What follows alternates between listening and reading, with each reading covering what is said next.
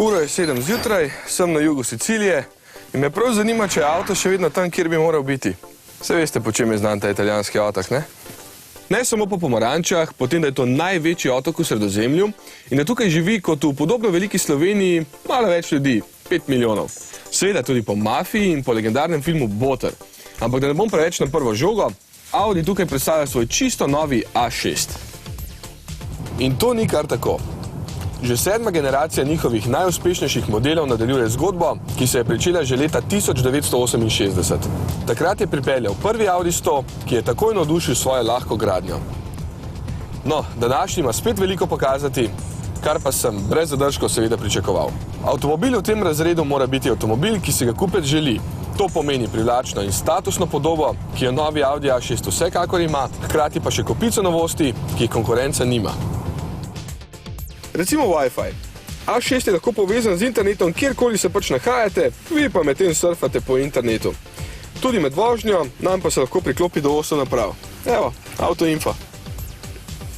Potem je tu Google Earth, ki s takšno grafiko prikazuje zemljevid na vaši navigacijski napravi.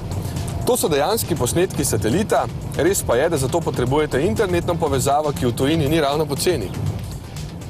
Potem prepoznava vašo pisavo ali glasovne ukaze, vas opozarja na vozila v mrtvem kotu, sam popravlja volan, če zapeljete preko črte nad 65 km/h in z aktivnim tempomatom sam zavira.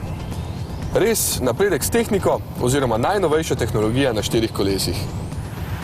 Tudi pri vožnji so se potrudili in sprednjo os pomaknili naprej, tako da je previs za dobrih 8 cm krajši, medosna razdalja pa daljša. A6 je zato bolj vodljiv, po zaslugi aluminija, ki ga je v tem avtomobilu 20%, pa še bolj varčen in varen. Na začetku bomo lahko izbirali med 3 dizelskimi in 2 bencinskima motorjema, pri vseh pa so porabo goriva uspeli konkretno zmanjšati. Pri najšibkejšem 2.0 TDI se hvalijo s povprečno porabo le 4,9 litra na 100 km. Pri 3.0 TFSI s 300 konji in 4-kolesnim pogonom pa 8,2 litra. Osnovni 2-litrski model bo stal manj kot 40 tisoč evrov, vendar bo točna cena znana v prihodu na naš trg.